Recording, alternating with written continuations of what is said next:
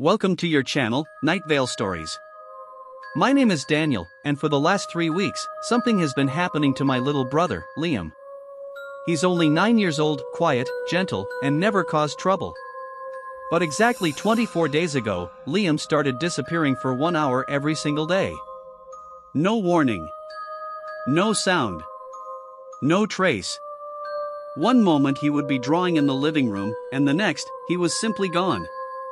No door opened. No footsteps. No movement. Just gone. At first, we thought he was hiding. Kids do that. But he always returned 1 hour later, to the minute. And every time he came back, he had that same strange smile, wide, soft, like he knew something we didn't. When we asked him where he went, he always gave the same answer. I was with them. We didn't know who them was. We didn't know if it was imaginary friends or something worse. But the more it happened, the more the smile changed. It became less like a child's smile, and more like he was trying to mimic one. Yesterday, I decided to watch him. To stay close.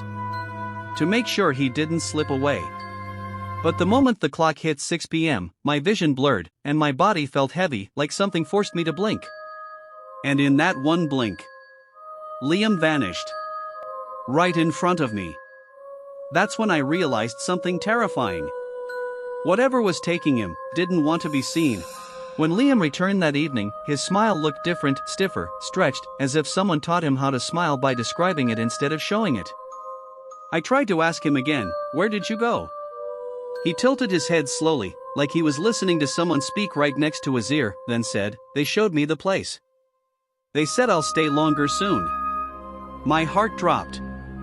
Stay longer? What did that mean? I pressed him, but he only kept smiling, his eyes unblinking for far too long. I swear, his pupils looked darker than usual, like they were swallowing the light. Later that night, I placed a small camera in his room. Nothing fancy, just a simple motion-activated one. I needed to know what happened during that hour. I didn't sleep. I waited. And when the clock hit 6 p.m. the next day, the camera light blinked, and Liam disappeared again. When he returned, he walked to his bed calmly, sat down, and looked straight into the camera lens as if he knew exactly where it was. He placed his finger over his lips and whispered, "Don't watch." I froze. He had never spoken like that before. And his voice, it sounded layered, like two people speaking at once. Whatever was happening to Liam wasn't just happening to him. Something was happening inside him. The camera footage corrupted instantly after he whispered. Every attempt to open the file showed the same message. Access denied, they are watching. This wasn't a glitch. Someone or something didn't want me to see. I started searching every corner of our house, looking for hidden doors, crawl spaces, anything that could explain Liam's disappearances. Nothing made sense. No physical space in the house could hide a child for exactly 60 minutes without leaving a trace. But then I noticed something strange. Every day at 6 p.m., the walls felt warmer. Not hot. Just subtly warm, like something was moving behind them. Liam noticed me touching the wall and giggled. "They walk there," he said softly. "They let me walk with them." I asked him who they were. He pointed at the wall and whispered, "The ones who don't like the light." I pressed my ear against the wall. And for the first time since this nightmare began, I heard something. Not pipes. Not wind. Footsteps. Soft. Slow. Dozens of them. That night, I waited beside the wall until the exact minute came. As the clock hit 6, the wall pulsed under my hand like it was breathing. My vision flickered again, but I forced myself to stay awake this time. I fought the heaviness. And for a split second, the wall opened.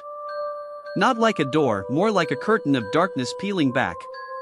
Inside, I saw a long corridor with no end, lit by faint, shifting shapes.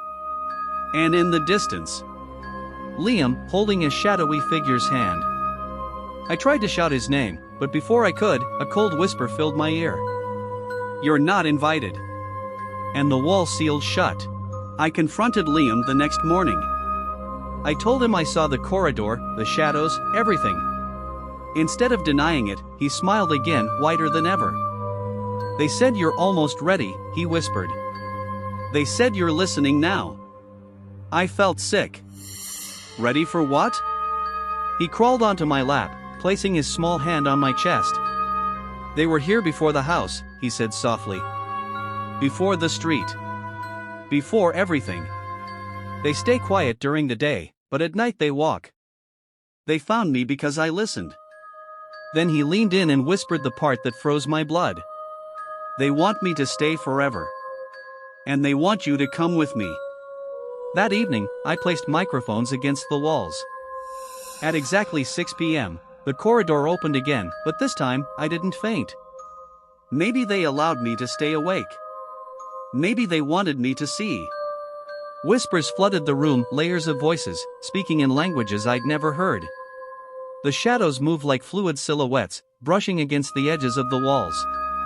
And then I saw Liam, standing between them. His smile was gone. His expression was blank, empty. He raised his hand slowly, pointing at me. A deep voice echoed from everywhere and nowhere. 1 hour each day. Then eternity. Before I could reach him, the corridor collapsed, the shadows vanished, and Liam was thrown back into the room like someone had pushed him out. He didn't smile this time. He just stared at me and asked, "Why didn't you come? Tonight is different." Liam hasn't moved. He sits on his bed, hands on his knees, staring at the wall like he's waiting for it to breathe again. His face is pale, almost colorless. He whispered earlier, "It's the last day. They said I don't have to come back if I don't want to." I felt a flicker of hope. Maybe he could resist them. Maybe I could save him. But then he added, "But they said, if I stay, you have to take my place." At 6 p.m. exactly, the entire house fell silent.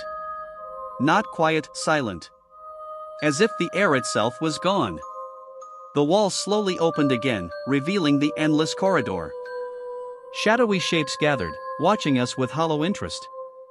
Liam stood up and walked toward the corridor. I grabbed his hand, but something cold wrapped around my wrist, pulling me forward. The shadows whispered in unison. "One must stay. One must return." Liam looked at me with tear-filled eyes. For the first time in weeks, he wasn't smiling. He whispered, "Please, don't let them take me." I pulled him with all my strength. The shadows pulled harder. The corridor stretched, widening, swallowing light and sound. I screamed his name. He screamed mine. Then, in a moment of desperate instinct, I shoved him out of the corridor with all the force I had. The shadows instantly dragged me deeper. The last thing I heard was Liam's voice breaking as the wall sealed. "Please come back, please." Inside the darkness, the whispering stopped. A single voice spoke. "Your hour begins now."